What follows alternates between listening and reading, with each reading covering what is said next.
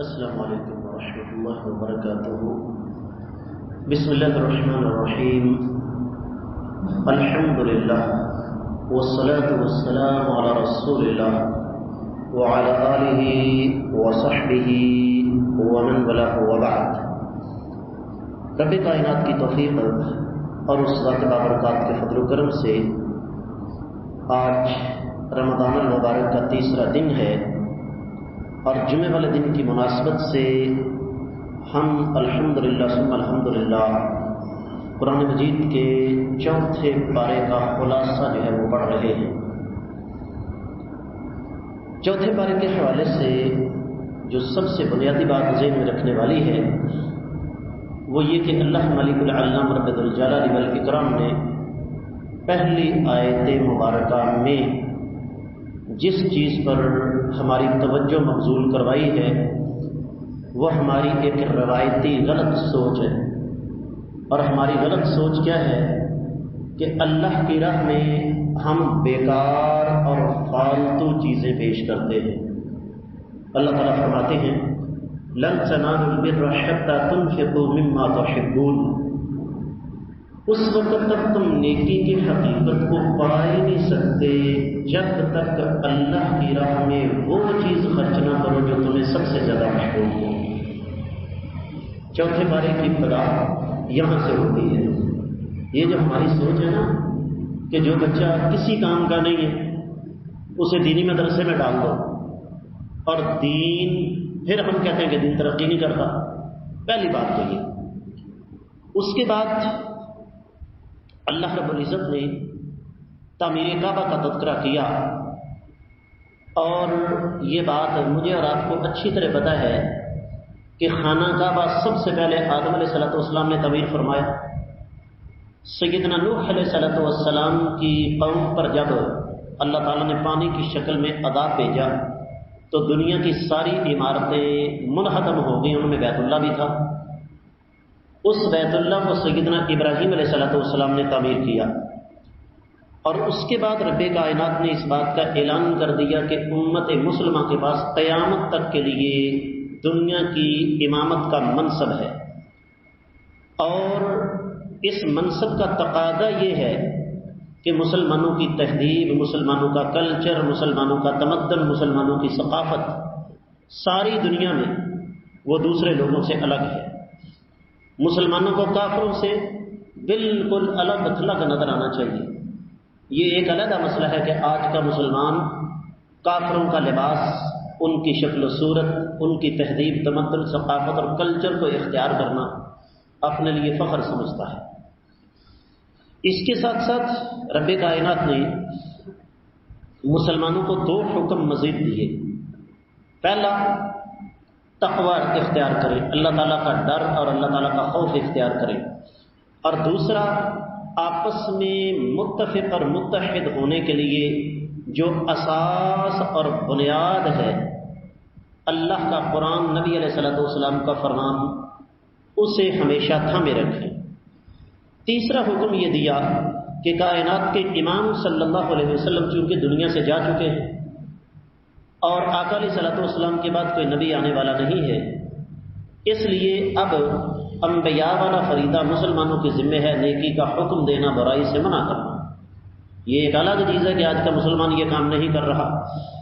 اور اس سے اگلا جو حکم رب کائنات میں دیا ہے وہ یہ کہ چونکہ دنیا کی امامت مسلمانوں کے پاس آ چکی ہے، بڑا قیمتی نقطہ ہے، دنیا کی امامت چونکہ مسلمانوں کے پاس آ چکی ہے، اس لیے یہود و نصارہ کو اس بات پر بڑا قہر اور غصہ ہے، لہذا قیامت تک کے آنے والے مسلمانوں کو اس بات کا سبق دیا جا رہا ہے کہ کسی بھی قیمت پر تم نے کفار کے ساتھ دوستی نہیں رکھنی، ان کے لیے اپنے دل میں پیار محبت کے جذبات کو جگہ بالکل نہیں دینی، بلکہ اس کے برعکس تمہیں ان کے خلاف لڑنا ہے۔ اسی دوران غزوہ احد کا تذکرہ کیا اللہ رب العزت نے، اور غزوہ احد کے حوالے سے میں بڑی قیمتی بات یہاں آپ کو بتا دینا چاہتا ہوں۔ غزوہ احد کے حوالے سے یہ بات ذہن میں رکھیے کہ شکست کے 3 طریقے ہوتے ہیں، یعنی شکست کی تین بڑی نشانیاں ہوتی ہیں۔ پہلی جس کو شکست ہو اس کا جھنڈا گر جائے، اور دوسری جس فریق کو شکست ہو وہ بھاگ جائے، اور تیسری مخالف فوج کا سپہ سالار جو ہے وہ جنگ کے اندر مارا جائے۔ سوال یہ ہے کہ غزوہ احد میں کیا مسلمانوں کا جھنڈا گرا؟ بالکل نہیں۔ کیا مسلمان میدان چھوڑ کر بھاگے؟ بالکل نہیں۔ کیا نبی کریم صلی اللہ علیہ وسلم جو کہ مسلمانوں کی قیادت فرما رہے تھے شہید کر دیے گئے؟ یقینی طور پر نہیں۔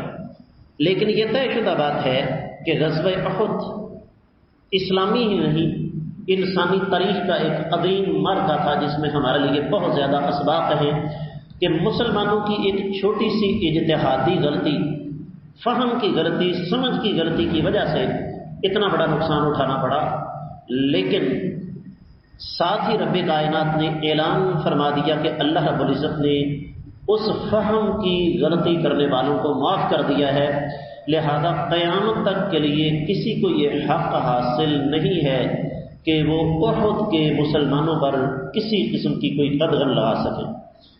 اور اس کے ساتھ ہی رب کائنات نے یہ بھی سمجھا دیا کہ یہ جنگ جہاد کس لیے ہے؟ تاکہ تمہاری آزمائش ہو سکے۔ اور اسی سورہ آل عمران کی 139ویں آیت مبارکہ میں رب کائنات نے مسلمانوں کو تسلی دی ہے کہ چھوٹے موٹے نقصانات ہوتے رہتے ہیں، جنگوں کے اندر شہادتیں بھی ہوتی ہیں، زخم بھی لگتے ہیں، لیکن اس کا مطلب یہ نہیں ہے کہ مسلمان دل چھوڑ جائیں، انشاءاللہ غلبہ اسلام کا ہی ہے۔ پھر اسی غزوہ احد میں ایک بہت بڑا حادثہ پیش آیا، اور وہ یہ کہ منافقین کا سردار عبداللہ بن ابی اپنے 300 ساتھیوں سمیت راستے سے واپس آ گیا۔ یہ چیز مسلمانوں کا حوصلہ توڑنے کے مترادف تھی، تو اس کا بھی تذکرہ رب کائنات نے کیا۔ پھر 164ویں آیت مبارکہ میں رب کائنات نے ایک بہت عظیم احسان، بلکہ کائنات کے سب سے عظیم احسان کا تذکرہ کیا۔ میری معلومات کے مطابق قرآن میں رب کائنات نے اپنی کسی نعمت کو بطور احسان مسلمانوں کے سامنے پیش نہیں کیا، وہ صرف اور صرف امام الانبیاء محمد رسول اللہ صلی اللہ علیہ وآلہ وسلم ہیں، جن کے بارے میں رب کائنات نے فرمایا کہ میں نے اپنے آخری نبی تمہارے اندر مبعوث فرما کر تم پر احسان فرمایا ہے، اور اس کے ساتھ ہی نبی علیہ السلام کی ذمہ داریاں بھی بیان فرما دی۔ پھر جو منافقین کا کردار تھا قیامت تک کے لیے مسلمانوں کو اس سے خبردار کر دیا۔ شہداء کی جو عظمت ہے، جو میدان احد کے اندر اپنی جانیں قربان کر گئے، ان کی عظمت رب کائنات نے بیان فرمائی کہ اللہ کی راہ میں لڑنے والا شہید وہ مردہ نہیں ہوتا، بلکہ وہ اللہ کے ہاں زندہ ہوتا ہے، اس کو وہاں پر وہ نعمتیں ملتی ہیں جس کا کوئی تصور بھی نہیں کر سکتا۔ اسی طریقے سے احد کے میدان میں زبردست نقصان کے باوجود مسلمانوں نے دوبارہ قدم جما کر کفار کا جو مقابلہ کیا تھا، رب کائنات نے مسلمانوں کی بہادری اور شجاعت کی باقاعدہ تعریف فرمائی ہے 173ویں آیت مبارکہ میں۔ اس کے بعد اللہ رب العزت نے اس دور نہیں بلکہ ہر دور میں مسلمانوں کے سب سے بڑے دشمن یہودیوں کا تذکرہ کیا، اور اس کا پس منظر ایک واقعہ ہے کہ سیدنا ابوبکر صدیق رضی اللہ تعالیٰ عنہ گزر رہے تھے کہ یہودیوں کے ایک محلے میں یہودیوں کا اجتماع تھا، تو ایک یہودی نے کہا کہ مسلمانوں کا رب غریب ہو گیا ہے، اس نے ہم سے مدد کی اپیل کی ہے۔ سیدنا ابوبکر صدیق رضی اللہ تعالیٰ عنہ سے یہ گستاخی برداشت نہ ہوئی، اس کو تھپڑ مار دیا۔ یہودی مقدمہ لے کر نبی علیہ السلام کے پاس آیا اور آ کر جھوٹ بولا کہ جھوٹا ویسے ہی تھپڑ مارا ہے بغیر کسی وجہ کے ابوبکر صدیق رضی اللہ تعالیٰ عنہ نے۔ جب گواہی مانگی گئی تو یہودی اپنے طور پر جھوٹی گواہیاں لے آئے۔ سیدنا ابوبکر صدیق رضی اللہ تعالیٰ عنہ کے پاس گواہی نہیں تھی۔ نبی علیہ السلام نے فرمایا ابوبکر باتیں دو ہی ہیں، یا تھپڑ کھانے کے لیے تیار ہو جاؤ یا گواہی لے آؤ۔ عرش والے رب کو یہ بات منظور نہیں تھی کہ نبی علیہ السلام کا سچا ساتھی جھوٹا پڑ جائے۔ اللہ نے آیت مبارکہ نازل فرما دی، لقد سمع اللہ قول الذین قالوا ان اللہ فقیر ونحن اغنیاء۔ 181ویں آیت مبارکہ رب کائنات نے ان بدبختوں کی بات سن لی جنہوں نے یہ کہا کہ اللہ فقیر ہے اور ہم جو ہیں وہ مالدار ہیں۔ اسی طریقے سے رب کائنات نے پھر اس بات کا حکم دیا کہ مسلمانوں کو اللہ کے ساتھ اپنا تعلق مضبوط کرنا چاہیے۔ یہ دنیا کی مال دولت، کوٹھیاں، کاریں، بنگلے، یہ جائیدادیں، ان سے کہیں دھوکہ نہ کھائیں۔ پھر مسلمانوں کو اختتام پر آخری آیت مبارکہ میں اللہ نے 3 نصیحتیں فرمائی ہیں۔ پہلی، اے ایمان والو صبر کرو، صبر۔ نمبر 2 ثابت قدمی۔ نمبر 3 اللہ تعالیٰ سے ڈرنا۔ اس کے بعد سورۃ النساء شروع ہوتی ہے، اور یاد رکھیے کہ سورۃ النساء اس کا تعلق سورہ آل عمران کے ساتھ بہت گہرا ہے۔ مدینہ میں نازل ہوئی، اور آپ کو پتہ ہونا چاہیے کہ مدینہ میں نازل ہونے والی صورتیں جو ہیں ان میں احکامات دیے گئے ہیں۔